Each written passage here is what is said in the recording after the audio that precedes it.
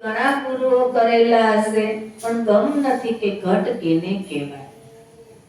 શરીર છે, સ્થૂળ શરીર છે, નાશવંત શરીર છે, માટીનો પિંડ માટીમાં ભળી જવા વાળો, એને ઘટ કહેવાતો નથી.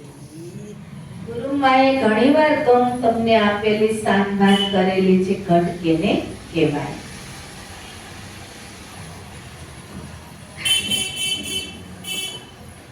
છતાં પણ વિસ્મરણ થઈ જાય તો સ્મરણ માટે ભાવથી પ્રેમથી પ્રશ્ન કરજો. સો તેરે ઘટ માહી બિરાજે પરમ પુરુષ અવિનાશી. હૈ હાજર તેહી દૂર બતાવે કે હાજર છે. હાજર હતા ને, મીરા માટે હાજર હતા, અર્જુન નામના શિષ્ય માટે હાજર હતા, નારદજી માટે હાજર હતા, સનત કુમારો માટે હાજર હતા. નામ પછી તરત તમારે મને નામ આપો. નરસિંહ મહેતા માટે હાજર હતા. ત્યાર પછી લાખો લોયાણ થઈ ગયા એના માટે હાજર હતા. ગંગા સતી માટે હાજર હતા. હાજર હતા એટલે જ ઘટમાં સ્થિર થયા અને એવી સુંદર મજાની વાણીઓની રચના કરી. છતાં એ રચના અનુભવમાં આવતી નથી કે જેને એ વાણી ગાઈ રહી છે એ શરણું જીવાત્માને હજી પ્રાપ્ત કર્યું નથી, મળ્યું નથી. એટલા માટે વાણી અનુભવમાં આવતી. પણ જો શરણું એવું મળે તો વાણી અનુભવમાં આવી જાય. કે અનુભવ પામવા માટેનો આદેશ છે, જ્ઞાન છે એ જાણવા માટેનું છે, ભક્તિ કરવા માટેનું છે. આ છે ત્રિવેણી સંગમ.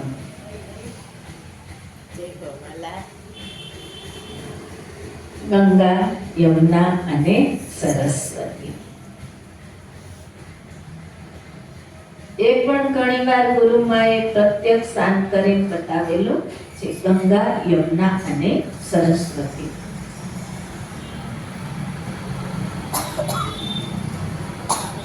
હે હાજર તેહી દૂર બતાવે કે જેનું ધ્યાન ધરે છે તે તારા ઘટમાં છે. અર્જુન નામનો શિષ્ય શ્રી ભગવાન કૃષ્ણનો આશ્રય લે છે ત્યારે કદાચ કોઈ મનુષ્ય એ ગીતા ગ્રંથને પઢી લે, લખેલું વાંચી લે તો એને સૂઝતું બુઝતું નથી. વિચાર આવતો કે આવે ઉમા.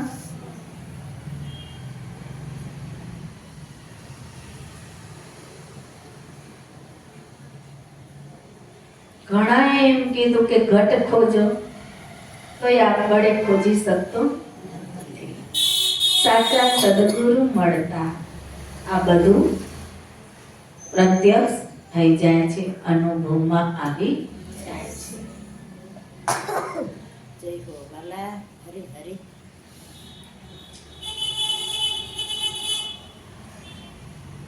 કે જેનું ધ્યાન ધરે છે, જાખો ધ્યાન ધરે વિધિ હરિને હર. કે જેનું ધ્યાન એક જ હરિને ને એક જ હર નહીં, અનંત કોટી એવા હરિને હર જેનું ધ્યાન ધરે છે.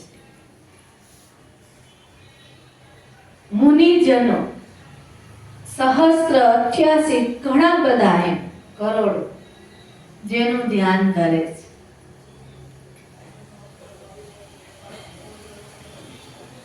કોઈ ધ્યાનમાં લઈ શકતા નથી. ધ્યાન ધરે છે તોય ધ્યાનમાં લઈ શકતા નથી.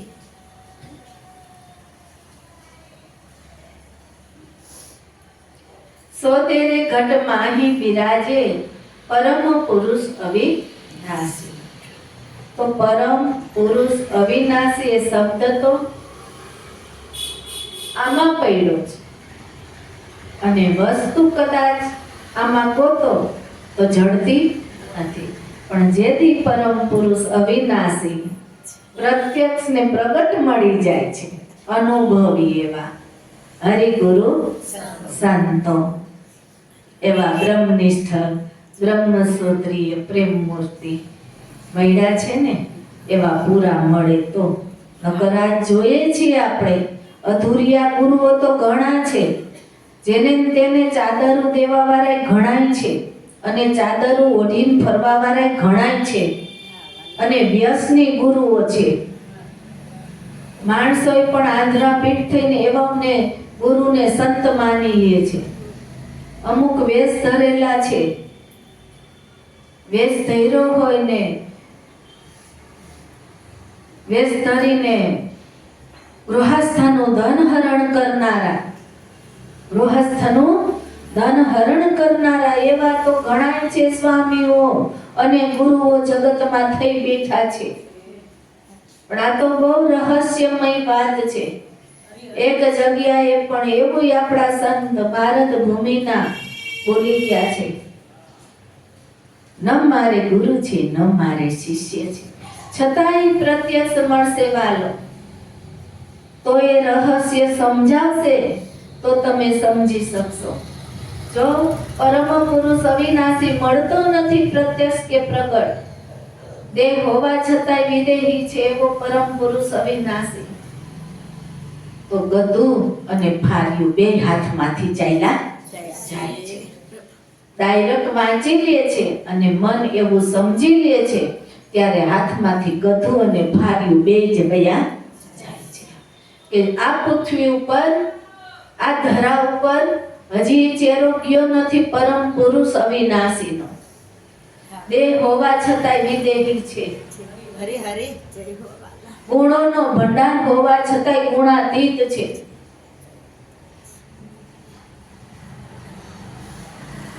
દિવ્ય રૂપને લઈને બેઠો હોય ને તો રૂપ અરૂપથી પાર છે. અને એને એ પ્રેમ મૂર્તિને તમારે એને લક્ષમાં લેવો છે. લક્ષમાં જે રાખશે ને એ જ આ ભૂમિકા ઉપરથી રહી શકશે.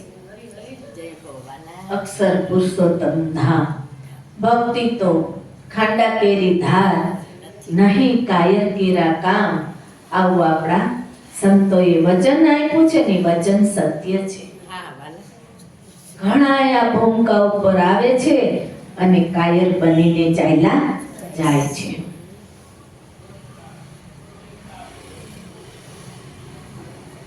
સમજીને સમજતું નથી મન, સાંભળીને લક્ષમાં લેતું નથી મન, અને અંતે જ્યાં આવે ત્યાં ભટકા કરે છે.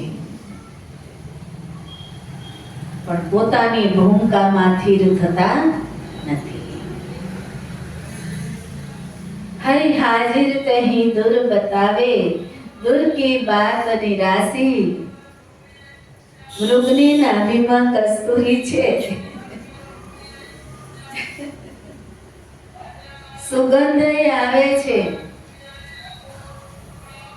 પણ છતાંય એ સુગંધ જંગલમાં ગોતે છે, પછી પાછું વળે છે મૃગલું, ક્યાંય સુગંધ એને પ્રાપ્ત થતી નથી. નિરાશ થઈને મૃગલું પાછું વળી જાય છે.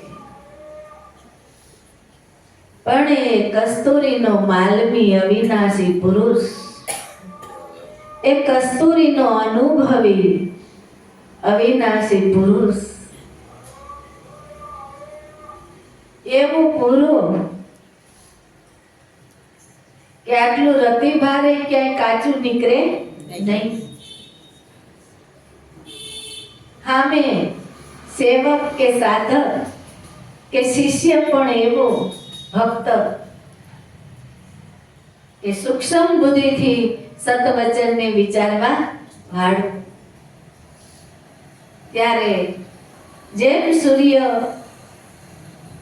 સવારમાં ઉદય થાય છે અને પૃથ્વી ઉપર પ્રકાશ ફેલાવે છે, અને કોઈ પદાર્થ આપણે ન જોઈ શકીએ એવું બનતું નથી, એમ સાચો શિષ્ય, સાચો સાધક, સાચો સેવક અને સાચો ભક્ત.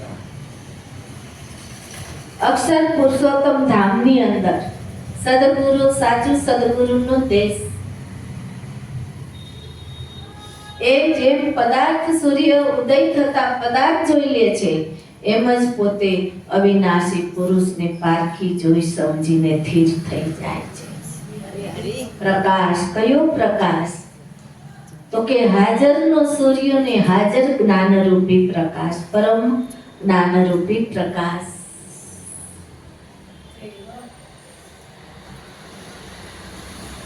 દીવડાનો પ્રકાશ ને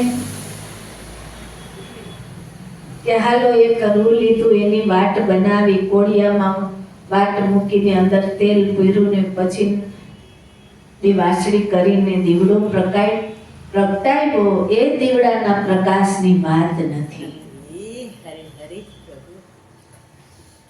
સૂર્ય ઉદય થાય છે, જુઓ, એ ક્યારેય આથમતો નથી. છતાંય રાત પડે એટલે આપણે કહે છે કે સૂર્ય આથમી ગયો, પણ એ આથમતો નથી. એની ગતિ જ કરી રહ્યો છે, ગતિ જ કરી રહ્યો છે, ગતિ જ કરી રહ્યો છે. તો પરમ પુરુષ અવિનાશી દેહ હોવા છતાંય વિદેહી, એ તો ગત ગંગા છે. અને એ ગંગા કોઈ ઝીલી લે છે ને, ઝીલી લે છે ને એ ગંગા, ત્યારે એનું મન પવિત્ર થાય છે અને કાયા પાવન બની જાય છે, પાકી બની જાય છે.